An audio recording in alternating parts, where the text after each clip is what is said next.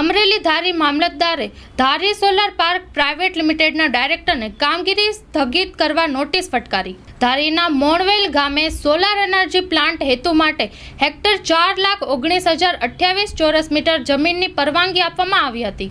Solar energy પ્લાન્ટની જમીનમાં શરત ભંગ થઈ હોવાનું સામે આવ્યું છે। બિનખેતી થયેલ જમીનમાં પર્યાવરણ કાયદાનો ભંગ થતો હોવાની ગુજરાત રાજ્ય માનવ અધિકારી આયોગ સમક્ષ રજૂઆત થઈ છે। જુદા જુદા સર્વે નંબરવાળી જગ્યામાં બિનખેતી હેતુ સબબ ઉપયોગ તાત્કાલિક અસરથી બંધ કરી દેવા નોટિસ આપવામાં આવી છે। આ વિસ્તારમાં મોટી સંખ્યામાં એશિયાટિક સિંહો સહિત વન્ય પ્રાણીઓનો વસવાટ છે।